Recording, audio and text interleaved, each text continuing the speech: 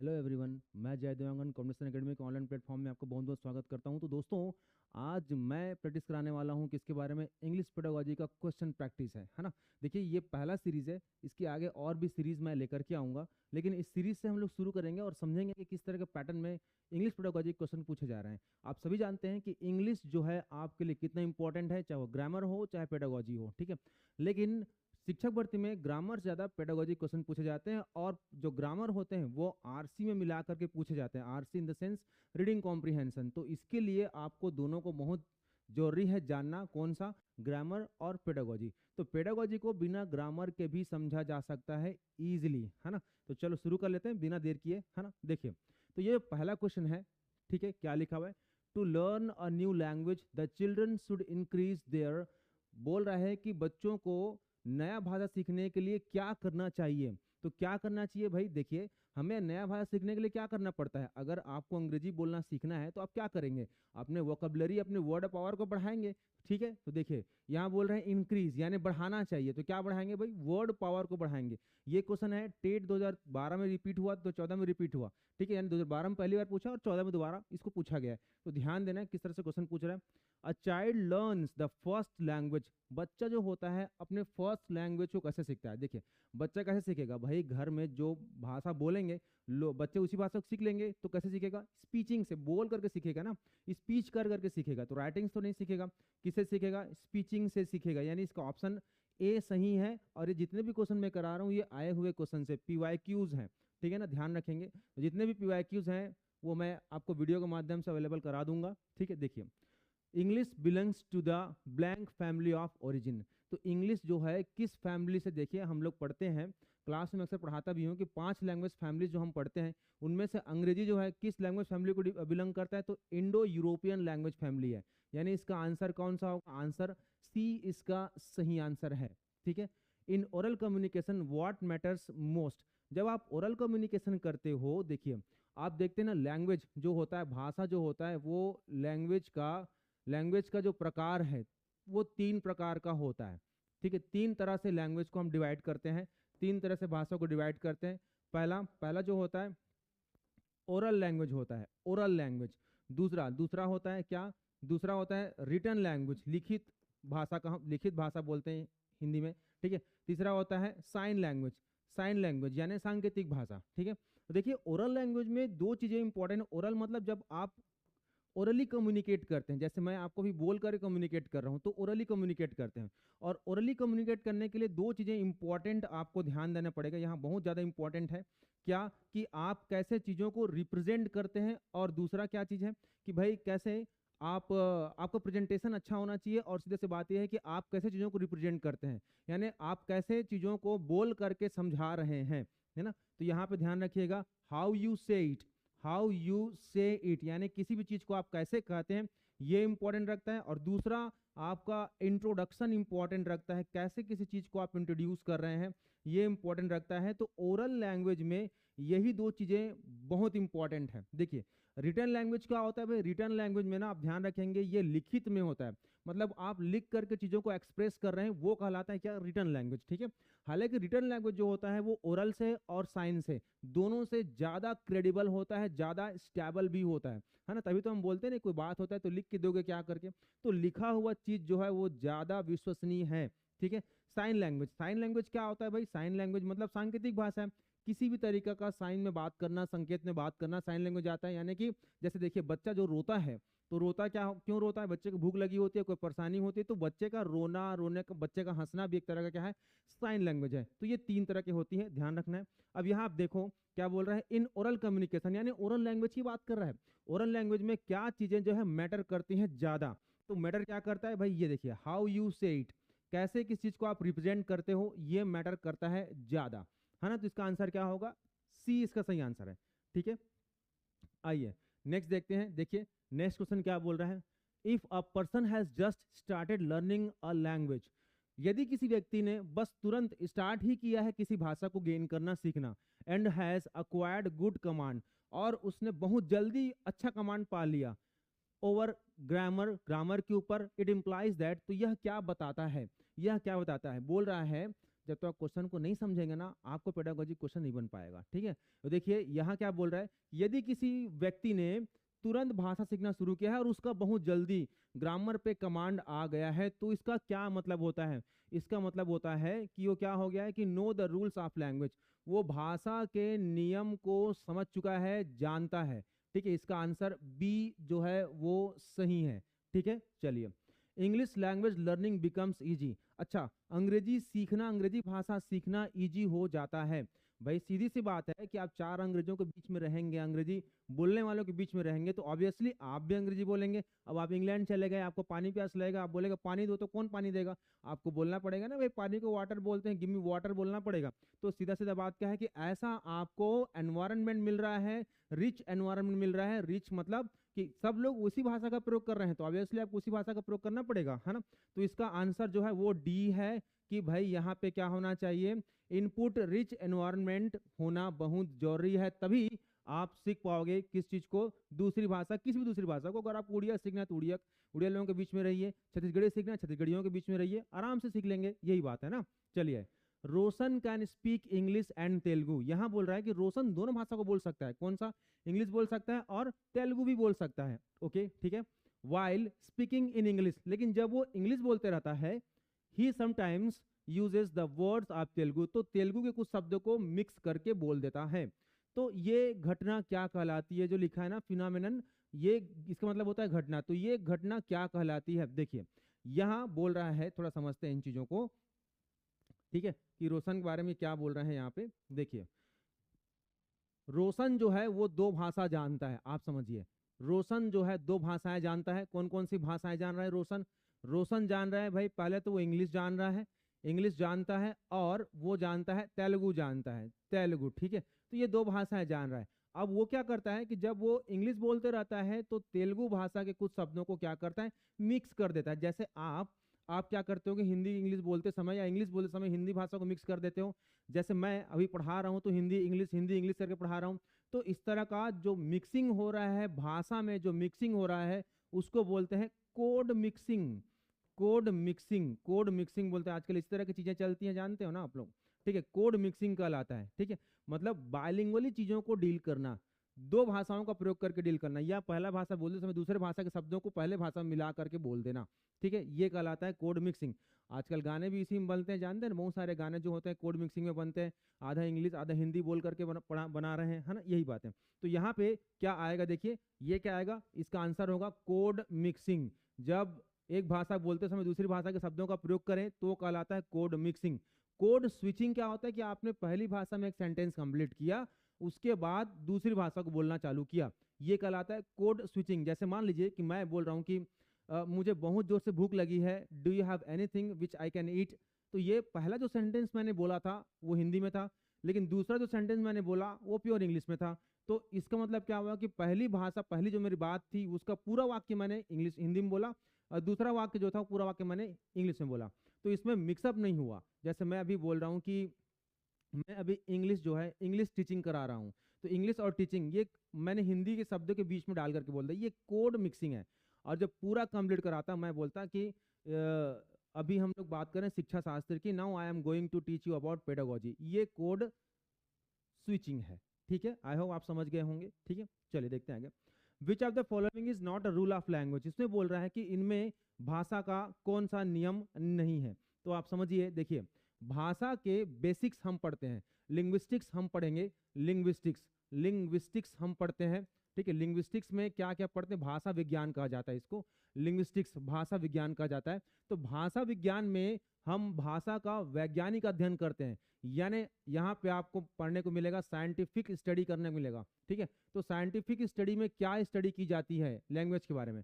भाई यहाँ लैंग्वेज के बारे में पढ़ते हो, जैसे आप सिमेंटिक पढ़ते हो, सिमेंटिक क्या होता है? देखिए सिमेंटिक्स क्या होता है कि आप यहाँ भाषा के अर्थ को, यानी शब्द का कोई भी इंग्लिश वर्ड आ रहा है तो उसका भावार्थ, उसका अर्थ क्या निकल रहा है, उसका सेंस क्या बन रहा है, वो स्टडी करना क्या कहलाता है, सिमेंटिक कहलाता है। ठीक है, उसके बाद इसमें बोला है, क्या बोल रहा है, देखिए इसमें बोला है फोनोलॉजी, बोला है फोनोलॉजी। तो फोनोलॉजी में क्या होता है, देखिए फोन बोल रहा है, फोनोलॉजी से बनता है, फोन से बना है फोनोलॉजी, यानी यहाँ पर आप साउंड का स्टडी करोगे, साउंड, कितने ध्वनियां हैं, ये आप स्टडी करोगे, है ना, कितनी ध्वनियां हैं अंग्रेजी में वो आप यहाँ पढ़ोगे। तीसरा बोल रहा है मॉर्फोलॉजी, मॉर्फोलॉजी, मॉर्फोलॉजी बोल रहा है, ठीक है। तो देखिए मॉर्फोलॉजी में आप शब्द कैसे बनते हैं ये आप सीखोगे, ठीक है। अब हो सकता है कि मॉर्फोलॉजी, देखिए मॉर्फोलॉजी बना है किससे, मॉर्फिम से बना है।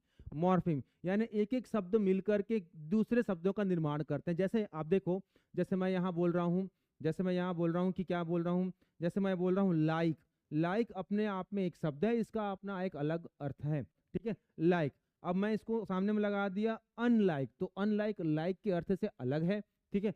अनलाइक, लाइक था पसंद करना, अनलाइक जो है ना पसंद करना, तो अर्थ बदल गया ना भाई। तो यहाँ दो शब्द मिलकर के मैंने यूएन यानी अन और लाइक, तो ये जो यूएन है वो एक मॉर्फिम है और साथ में लाइक जुड़ा हुआ है वो दो मॉर्फिम है। तो दो मॉर्फिम बन के बना रहे हैं, अलग शब्द बना रहे हैं, और ये शब्द जोड़ने के ही प्रक्रिया को क्या कहा जाता है, मॉर्फोलॉजी कहा जाता है। आई होप आप समझ गए होंगे, ठीक है। तो देखिए यहाँ पे ये तीनों, कौन सा, फोनोलॉजी, मॉर्फोलॉजी और सिमेंटिक्स, तीनों लैंग्वेज के रूल्स में आते हैं, लेकिन फॉर्मलिज्म जो है वो नहीं आता। तो इसका आंसर क्या है, फॉर्मलिज्म है, ठीक है। चलिए आगे बढ़ते हैं। देखिए नेक्स्ट जो क्वेश्चन है हमारा, which is not an articulator, बोल रहा है कि इनमें से कौन सा आर्टिकुलेटर नहीं है। आर्टिकुलेटर है क्या, आर्टिकुलेटर मतलब क्या होता है, मूवेबल स्पीच ऑर्गन्स को बोलते हैं आर्टिकुलेटर, जो मूव करते हैं, बोलने में हमारी सहायता करते हैं। तो आप देखो कि क्या फेस हमारा बोलने में सहायता करता है, नहीं, लेकिन आप देखो टंग यानी कि जीभ, जीभ के बिना तो शब्दों को उच्चारण संभव नहीं है। टीथ, दांत है ना, दंत, आप पढ़ते होंगे ना हिंदी में, दंत वाले व्यंजन स्वर ऐसा करके पढ़ते हो। लिप्स, ओष्ठ वाला पढ़ते हो, है ना। तो ये सभी क्या है, आर्टिकुलेटर है। टंग, टीथ और लिप्स, ये सभी क्या होते हैं, मूव होते हैं, लेकिन मूव नहीं होता वो कौन सा है, वो फेस है। फेस हमारा आर्टिकुलेटर नहीं है, ठीक है। इसलिए आंसर क्या होगा, ए इसका सही आंसर है। An example of possible phonological processing disorder, देखिए ये बोल रहा है फोनोलॉजिकल प्रोसेसिंग डिसऑर्डर। होता क्या है ना कि जब हम बच्चे होते हैं तो हमें हमारे जो टीचर्स होते हैं वो किसी शब्द को अलग तरह से प्रोनाउंस करते हैं और उसी प्रोनाउंस को हम भी सीख जाते हैं, उसी प्रोनाउंसिएशन को हम भी गेन कर लेते हैं और फिर उसी तरह से हम उच्चारण करना शुरू कर देते हैं, है ना।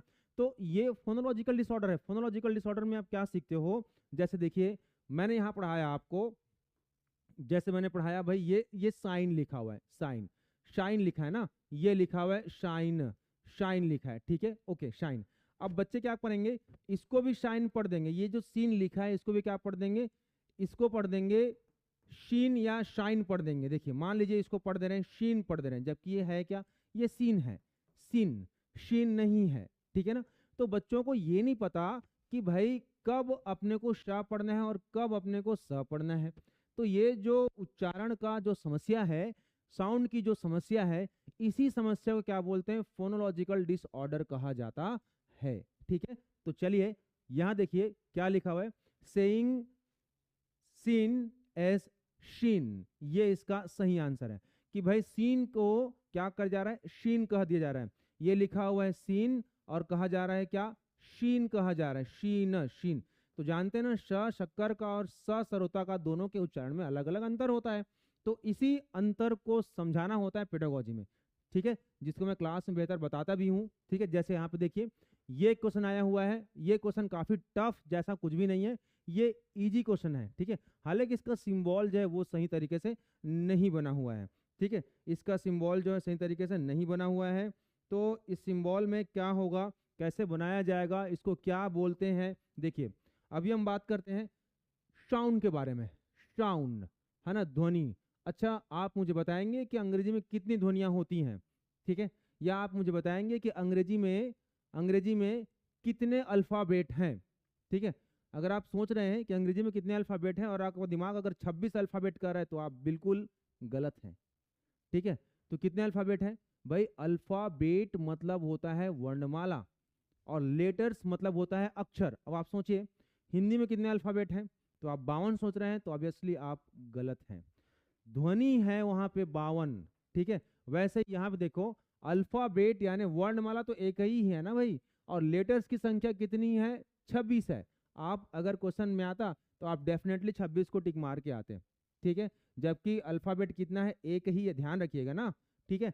अल्फाबेट एक ही है, बल्कि लेटर्स की संख्या कितनी है, 26 है। ठीक है, ओके। अब ये जो 26 लेटर्स हैं वो क्या है, वो साउंड बनाते हैं। देखिए 26 लेटर्स हैं, 26 अक्षर हैं, ठीक है, ए से लेकर के जेड तक के, और ये 44 साउंड प्रोड्यूस करते हैं। ठीक है ना, 44 साउंड्स जो है ये बनाते हैं। तो इसका मतलब ये हो रहा है कि हो सकता है कि एक लेटर का एक से अधिक साउंड बनता हो, तभी तो 26 हो रहा है। जबकि हिंदी में ऐसा नहीं है, हिंदी में ऐसा बिल्कुल भी नहीं है। जो जिस तरह का लिखा होता है उस तरह का पढ़ना होता है, लेकिन यहाँ ऐसा नहीं होता। ठीक है ना, तो मैं आगे इसको पढ़ाता हूँ। देखिए, तो साउंड जो है हमारे पास दो तरह के होते हैं, दो तरह के होते हैं। आप देखिए, जैसे एक होता है वोवेल साउंड, ठीक है, स्वर ध्वनि होता है, और दूसरा होता है व्यंजन ध्वनि, कॉन्सोनेंट साउंड। कॉन्सोनेंट साउंड होता है, ठीक है। तो कॉन्सोनेंट में कॉन्सोनेंट साउंड में क्या होता है,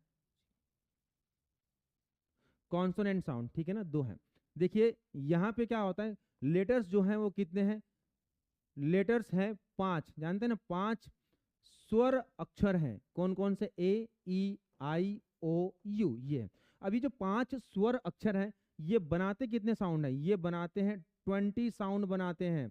इन 5 से बनेंगे कितनी ध्वनियां, 20 ध्वनियां, जिसको आगे जाकर के मोनोफ्थोंग्स और डिप्थोंग्स में पढ़ा जाता है। आपने नाम सुना होगा मोनोफ्थोंग्स, ठीक है, मोनोफ्थोंग्स। मोनोफ्थोंग्स आपने सुना होगा, मोनोफ्थोंग्स, और सुना होगा डिप्थोंग्स, सुना होगा आपने डिप्थोंग्स। और अब नहीं सुने हैं तो मैं इसको पढ़ाऊंगा तो समझ में आ जाएगा, थोंग्स, ठीक है ना, मोनोफ्थोंग्स और डिप्थोंग्स, ठीक है, ये हैं। तो मोनोफ्थोंग्स मतलब सिंगल साउंड होंगे जो इनकी संख्या 12 है, और डिप्थोंग्स यानी डबल साउंड होंगे जिनकी संख्या 8 है। तो इस तरह से टोटल जो प्रोड्यूस करते हैं वोवेल लेटर्स वो है 20 साउंड्स, 20 साउंड्स 12 और 8 के डिवीजन में, ठीक है ना, ओके। कॉन्सोनेंट जो साउंड है इनकी संख्या कितनी है, इनकी संख्या है, कॉन्सोनेंट जो लेटर्स हैं वो 21 लेटर्स हैं, और ये 21 लेटर्स जो है वो प्रोड्यूस करते हैं 24 साउंड्स जो है वो बनाते हैं। यानी कि यहाँ पर 21 अक्षरों से 24 ध्वनियां बनती है, और 24 और 20 होता है 44, ठीक है ना। तो ये 44 ध्वनियां हैं। अब सवाल ये पैदा होता है, देखिए इस छोटे से वीडियो में अगर मैं साउंड को पूरा पढ़ाऊंगा तो काफी लंबा हो जाएगा, ठीक है। किसी और वीडियो में आपको साउंड को पूरा पढ़ा दूंगा, फोनेटिक सिंबल क्या होता है इसको समझा दूंगा। फिलहाल मैं इसको बता रहा हूँ। देखिए ये लिखा हुआ है हर्ज, ठीक है ना। यहाँ पे क्वेश्चन पूछ रहा है कि हर्ज को हम कैसे पढ़ते हैं, हर्ज को हम कैसे पढ़ते हैं, ओके। यहाँ देखिए ये लिखा हुआ है हर्ज, है ना, हर्ज पढ़ते हैं, हर्ज है, लेकिन लिखेंगे कैसे इसको, भाई सवाल ये पैदा होता है। देखिए तो इसको कैसे लिखते हैं, ये रहा, और ये करके इसको लिखते हैं, ऐसे लिखते हैं हर्ज, ठीक है ना, हर्ज लिखते हैं। लेकिन ये जो साउंड है वो तो कहीं लिखा नहीं हुआ है, हर्ज पढ़ते हैं इसको। इसका देखिए इसका सही आंसर ना ये सी है, इसमें साउंड ठीक से बना नहीं है, ठीक है। लेकिन ऐसा होता है, जैसे आप देखो, आप गर्ल लिखते हो, गर्ल GIRL लिखोगे, गर्ल, तो इसको कैसे लिखोगे, आप जी लिखोगे, और ये लिखोगे, और ये एल लिखोगे, गर्ल, ठीक है। तीन उल्टा, तीन लिखा हुआ है, तीन के बाद दो बिंदु लगाया हुआ है। तो ये कैसा होता है, जब भी किसी शब्द में ऊपर में रारेप आता है, जैसे आप देखो गर्ल है तो ऊपर में रारेप है ना, तो इसके लिए इसी उच्चारण का प्रयोग होगा, तीन और दो बिंदु का। तो ये जितने भी इस तरह के उच्चारण है ना, इन सबको मैं पढ़ा दूंगा आपको, ताकि ये चीजें क्लियर हो जाए, है ना, ठीक है। पेडागोजी उतना भी कठिन नहीं है, आप आराम से पढ़ेंगे तो समझ में आ जाएगा, ठीक है। वैसे पहले वीडियो में मैंने बता दिया था कि आपको पढ़ना क्या होता है पेडागोजी में, ठीक है ना, ओके। देखिए a teacher can encourage students to speak a new language, बोल रहा है कि कोई भी शिक्षक किसी भी बच्चे को नई भाषा को बोलने में कैसे इनकरेज करेगा। आप कैसे इनकरेज करेंगे, बोलेंगे। देखिए आप कैसे इनकरेज करेंगे, भाई आप देखोगे ना यहाँ पे, क्या देखोगे कि भाई कोई बच्चा अगर अंग्रेजी बोल रहा है और ठीक से नहीं बोल पा रहा है, तो क्या करेंगे, उसको आप डिस्करेज नहीं करेंगे, बल्कि क्या करेंगे, भाई बेटा बोल, तू बोल बोल बोल करके उसके गलतियों को आप क्या करेंगे, इग्नोर करते जाएंगे, और उसको बोलने के लिए ट्रेंड भी करेंगे, है ना। तो सीधा सा बात यह है, allowing them to speak freely while tolerating their mistakes, बल्कि उनके मिस्टेक्स को आप सहते जाइए, उसको उस समय मत टोकिए, और उसको फ्रीली बोलने के लिए कहिए। तो इसका आंसर क्या होगा जी, इसका आंसर होगा ए, ठीक है, ओके। चलिए आगे बढ़ते हैं। देखिए नेक्स्ट क्वेश्चन है, a person is said to be a good speaker. देखिए गुड स्पीकर कहा जाएगा, यदि किसी व्यक्ति को कब गुड स्पीकर कहा जाएगा, ऑब्वियसली आपको कब गुड स्पीकर कहा जाएगा, कब कहा जाएगा, जब आप अपने थिंकिंग को, अपने फीलिंग्स को दूसरे तक कन्वे कर पाएंगे, बोल करके समझा पाएंगे, जैसे मैं जो कुछ भी समझ रहा हूँ उसको कम्युनिकेशन के थ्रू आप तक पहुंचा पा रहा हूं, तो मतलब क्या होगा कि गुड स्पीकर की एक क्वालिटी में से है। तो यहाँ पे देखिए, is able to convey ideas and feelings, क्या होगा कि कोई व्यक्ति अपने फीलिंग्स को, अपने आइडियाज को दूसरे तक पहुंचा पाए, वो कहलाता है गुड स्पीकर, है ना। चलिए, a system of science such as sounds, letters of the alphabet, words, figures, etc., to which meaning are assigned based on convention। देखिए, यहाँ बोल रहा है कि भाई इनमें से कौन सा ऐसा चीज है जिसमें वर्ड्स भी हो, जिसमें फिगर्स भी हो, जिसमें जिसमें क्या हो, ध्यान रखेंगे, वर्ड्स हो, फिगर्स हो और अल्फाबेट, ठीक है, ये इस तरह की चीजें हो, वर्ड्स, फिगर हो और अल्फाबेट बताया जाता है, इसको क्या बोलते हैं, इसको बोलते हैं कोड बोलते हैं। कोड, जब आप कोड में बात करते हो, कोड स्विचिंग करते हो, जब बोलते हो तो उसमें आप क्या करते हो कि आप भाई उसमें चित्र भी यूज कर सकते हो, ठीक है, उसमें आप नंबर्स को भी यूज कर सकते हो, उसमें कुछ वर्ड्स भी लगा सकते हो, तो वो चीजें हैं, इसमें ध्यान रखिएगा, ये कोड होता है। क्वेश्चन नंबर 14 का आंसर क्या है, कोड है। Okay, choose the appropriate one from the transcription given below of the word boy. देखिए, बॉय के बारे में पूछ रहा है कि भाई बॉय को कैसे लिखेंगे, ये भी फोनेटिक सिंबल ही है, तो इसको कैसे लिखते हैं, बी, और ये उल्टा सी जैसा लिखते हैं और यहाँ लिखते हैं आई, ठीक है, ये इस तरह से बॉय, ठीक है ना, तो बॉय, तो इसका आंसर क्या होगा, ये होगा। अब आपको कैसे पता चलेगा कि ऐसे लिखते हैं, सीखना पड़ेगा, ठीक है, सीखना पड़ेगा। सीखने के लिए क्या करना पड़ेगा, सीखने के लिए करना पड़ेगा, देखिए मैं सिखा दूंगा आपको, अब हमसे जुड़े रहिए, मैं सिखा दूंगा, ठीक है, कैसे लिखते हैं, ये साउंड्स क्या होते हैं, ठीक है, साउंड्स को कैसे लिखेंगे। और इम्पोर्टेंट बात ये है कि इनमें से हर साल क्वेश्चन आता है, 2 क्वेश्चन इसमें से आना ही है, ठीक है, तो इनको पढ़ना बहुत जरूरी है, जानते हैं कि एक नंबर के लिए यहाँ पे संघर्ष चलता है, ठीक है ना, कोई बात नहीं, चलिए हो जाएगा। An English language learners an English language learner often says I गोड। देखिए यहाँ क्या बोल रहा है, आई गोड लगा रहा है, गोड लगा रहा है, आई गोड। देखिए, आप बच्चों को जो आप सिखाते हैं बेटा, क्या करना होता है कि सेकंड फॉर्म थर्ड फॉर्म में हम ईडी लगा करके बना देते हैं, तो बच्चे ना इरेगुलर वर्ब्स को गेन नहीं कर पाते हैं, ठीक है, और वो इरेगुलर वर्ब्स को रेगुलर वर्ब्स की तरह यूज कर देते हैं। आपने सिखाया बच्चों को भाई कि भाई वांट है, वांट में ना वांटेड लगा देना, सेकंड फॉर्म थर्ड फॉर्म। अब बच्चा क्या रहा कि उसके दिमाग में आ गया कि हाँ सब में ईडी लगाना, ईडी लगाना, बन जाएगा। उसने क्या किया, गो को भी क्या कर दिया, गोड कर दिया, गोड कर दिया। तो ये क्या दिख रहा है, ये डेवलपमेंट एरर दिख रहा है, उसका ठीक से डेवलपमेंट नहीं हो पाया है।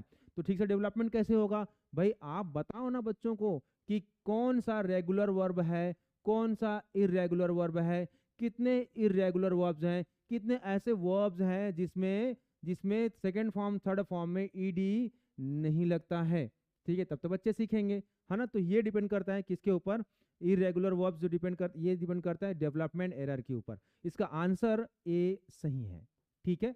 चलिए आगे बढ़ते हैं, नेक्स्ट देखते हैं। देखिए नेक्स्ट वन क्या कर रहे हैं, which of this is a language function, इनमें से कौन सा लैंग्वेज का फंक्शन है, काम है, उसका क्रिया है।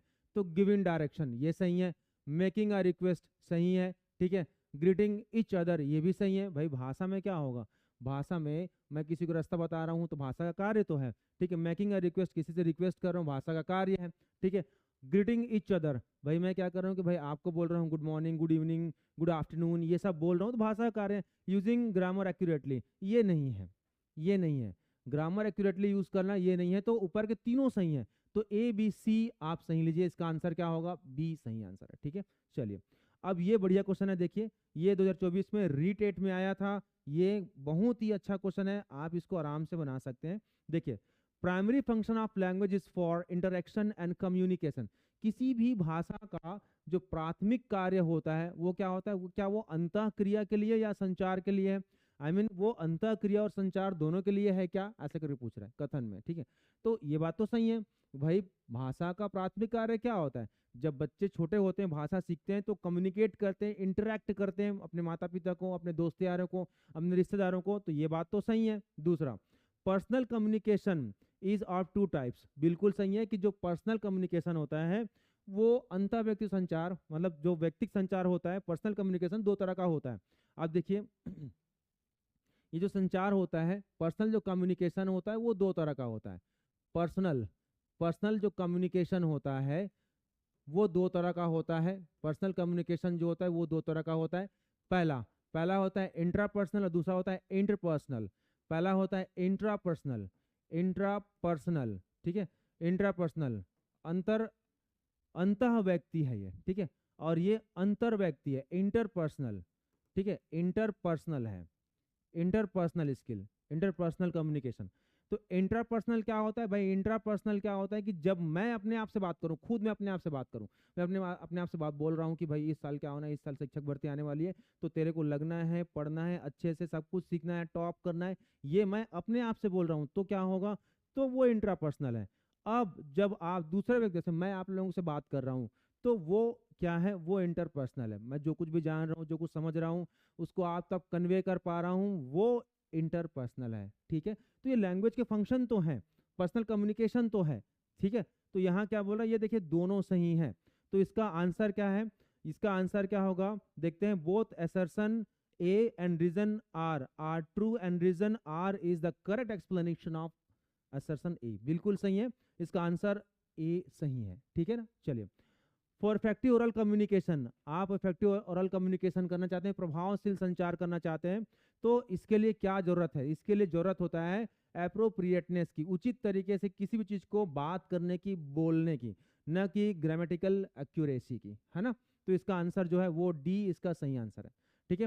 What does language proficiency test assess? इनमें से किनके माध्यम से लैंग्वेज प्रोफिशिएंसी की टेस्ट की जा सकती है? लैंग्वेज स्किल है भाई, लैंग्वेज स्किल है। लैंग्वेज स्किल के माध्यम से क्या होता है? लैंग्वेज प्रोफिशिएंसी की टेस्ट होती है। लैंग्वेज स्किल मतलब LSRW, ठीक है। तो ये रहा हमारा 20 क्वेश्चन जो पहला सीरीज था, ये पहला सीरीज मैं लेकर के आया हूँ। आई होप आपको समझ में आया होगा, ठीक है। और मैं कोशिश करूंगा कि आगे भी इस तरह के जो क्वेश्चंस आए हुए हैं, उन सारे क्वेश्चंस को आपको सामने रख करके उनको सॉल्यूशन किया जाए, और थोड़े थोड़े इसी के माध्यम से आपको पेडागोजी जो है यूट्यूब के माध्यम से पढ़ा दिया जाए। ज़्यादा जानकारी के लिए आप हमारे कोचिंग से जुड़ सकते हैं, हमारे मोबाइल ऐप से भी जुड़ सकते हैं, या नीचे दिए गए नंबर पर आप संपर्क भी कर सकते हैं, ठीक है। Thank you.